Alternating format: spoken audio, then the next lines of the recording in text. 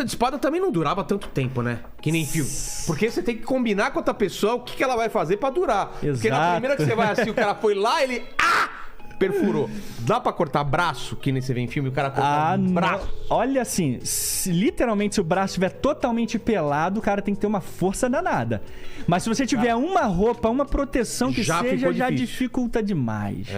E naquela época... Mesmo cortar aqui, assim, cortar... Se fosse limpo? Então, se fosse limpo, com bastante força, talvez conseguiria. Mas não desse jeito que a gente vê no filme. Que facinho, que sai você né? Você fatia o cara, fatia. Né? Mas não rolava. As técnicas de esgrima, se você vê, por exemplo, grandes manuais de esgrima, tipo Fiore, Talhofer e outros, o Fatbuch, que é o primeiro manual de esgrima alemão, você vê os caras dando estocada. Sempre estocada. Por quê? Porque é assim, é muito mais fácil você dar uma estocada do que você cortar. É muito mais rápido. De maneira geral. Estocar causa um dano já e o cara já vai morrendo e vai sangrando. Do que cortar não faz muito sentido. Porque se pra você cortar primeiro, você sai de uma posição de guarda, onde você tá preparado, né? Tipo, você tá preparado aqui assim, pra defender também. E você tem que subir os braços. Vamos lá, vai. Né? Ó, isso aí. Vai aqui. Vamos imaginar que a gente tá aqui assim. Eu quero cortar. Faz o barulho aí, vai. Vai. Toda hora que tocar, vai. Agora a minha agora é do Darth Vader. João, cara. Eu fazia, quando eu brincava, eu falava João. Então, quando você levantava a espada, você já abria a guarda. E o outro cara que já estava preparado, ele só te estocava. E não tem defesa, é difícil defender, né? Sem escudo. Como você vai defender uma estocada, cara? Exatamente. Por isso que as estocadas eram mortais. E elas eram as maiores técnicas usadas em duelos. Cortes são mais lentos de maneira geral. Então, se você levanta pra cortar, você já perdeu tempo. Se o cara for te dar uma estocada... Tanto que nas esgrimas hoje, até as esgrimas olímpicas, são estocadas. Estocadas, né? claro. Você não tem corte. Embora o Zorro, né, que fazia... Embora o florete não seja um tipo de espada que seja útil pra cortar, não é feita pra cortar, mas prova o princípio da velocidade. E os duelos eram rapidíssimos. Tem filme muito bom, acho que se chama Duelista. Porra, é bom demais, cara.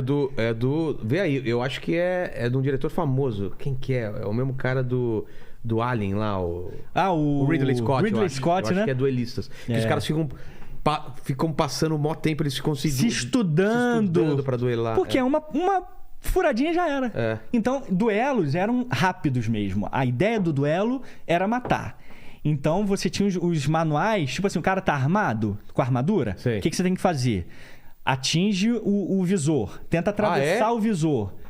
Ou então você tenta amassar, ou tenta levantar o visor, ou tenta atingir as partes expostas. Né? Sim, você usava malha, cota de malha também aqui no pescoço, para proteger essas partes expostas. Entendi. As axilas eram partes expostas também. Só que aí, ao longo da Idade Média, eles foram inventando novas proteções. Porque eram lugares... que a galera já metia logo a espada. Entendi. E aí, com essas proteções, já impedia. Cara, devia ser um inferno viver nessa época, velho. Lutar nessa época. Muito... Assim, era tenso. Era tenso por vários aspectos. Por isso que eu quebro um pouquinho do romantismo da Idade Média, porque é muito fácil a gente querer voltar ao passado. Claro! Né? E imagina fugir dos problemas. Os problemas básicos que os caras tinham de, dor de dente e banho. Sim, cara, uma gripe podia matar o cara, né? Qualquer coisa simples. E nessa época dos castelos da Idade Média, esses filmes que a gente vê de cercos e tal, o que tem de real, o que não tem de... Os caras jogarem óleo quente, sei lá, aquelas coisas, né? Sim. Existem historiadores, assim, que confirmam pelas crônicas que eles jogavam óleo quente. Tem um historiador que eu gosto muito, que é o Clifford Rogers, que ele diz, lendo as crônicas da época, que eles usavam óleo quente. Não era muito comum, mas como era água ou areia quente. Também água jogavam... quente também, areia quente? Areia quente, cara. Como esquentar?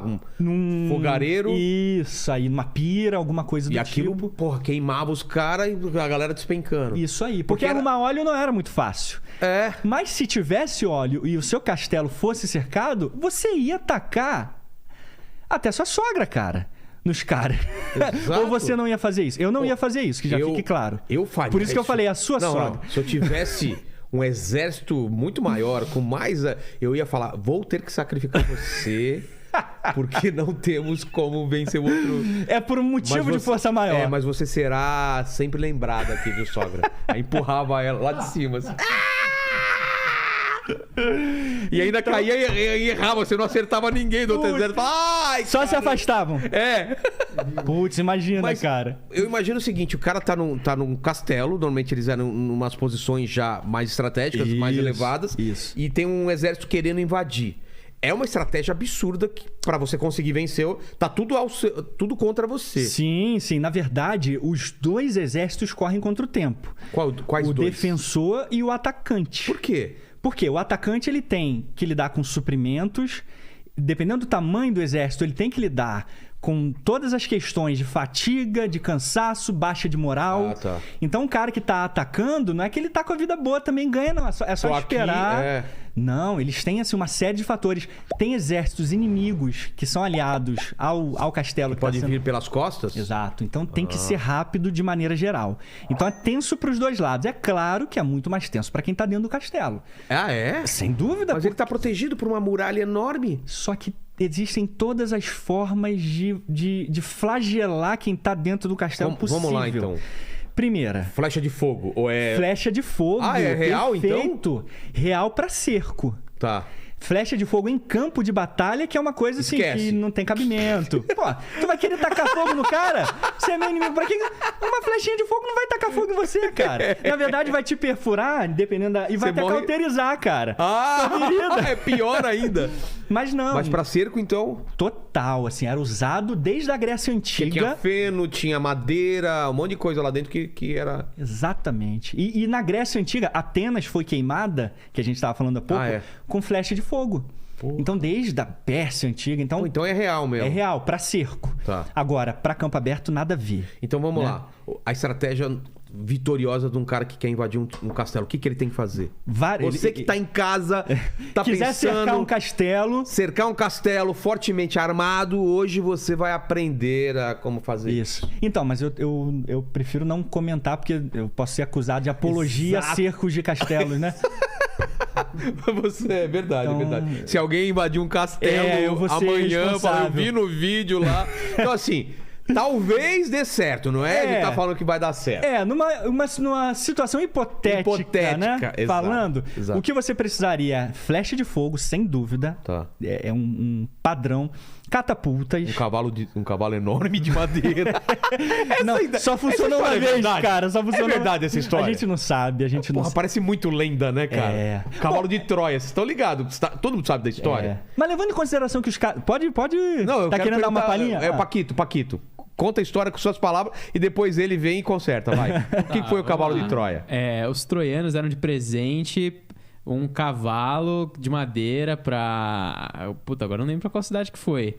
Mas era um presente, e aí colocaram o presente pra dentro da fortaleza, e aí quando chegou lá dentro, abriu o cavalo e saíram todos todo mundo soldados. dormindo, saindo soldados e matou todo mundo. Entendi, o que eu gostei da explicação dele é o seguinte, que os troianos deram um presente pra destruir eles mesmos.